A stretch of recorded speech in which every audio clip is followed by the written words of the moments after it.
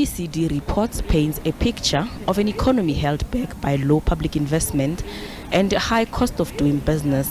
It says electricity constraints and rail and port bottlenecks have weighed on activity, investment, exports and living standards. It expects the local economy to grow at 1.3% this year and 1.4% next year, which is slightly lower than National Treasury's expectations. The OECD stresses the importance of prudent macroeconomic policies and structural reforms to boost productivity and job creation.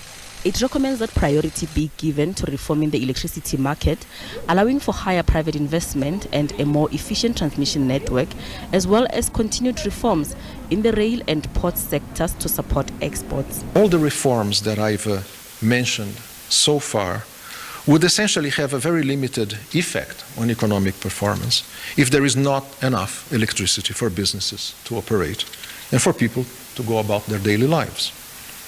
Important progress has been made, and we commend South Africa for that, but much remains to be done, in our view, to put load shedding behind South Africans once and for all. Government says the report aligns with its priorities of enhancing fiscal sustainability, promoting inclusive growth and job creation. The launch of Phase 2 of Operation Vulindlela earlier this year is a step towards further accelerating structural reforms. With a focus on digital infrastructure, dynamic cities, and improved basic services, this work complements our broader strategy to build a capable state and reduce regulatory and infrastructure bottlenecks, which are priorities the OECD has rightly emphasized. One expert says the report serves to emphasize the importance of implementing reforms and policies to turn around the local economy. They've emphasized the linkage between growth and employment to say, even when we have stronger growth, how do we make sure that it is also job creating? We should make it as easy as possible for companies to employ more people.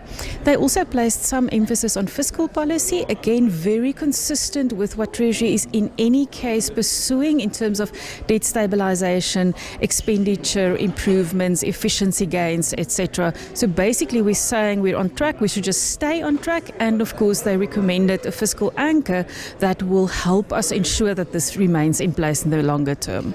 The OECD expects inflation to average 3.2% this year. It further recommends reducing the inflation target, saying the 3 to 6% inflation target is higher than those in trading partners, which can put pressure on the country's competitiveness. Gloria Sefako Mosi, SABC News, Johannesburg.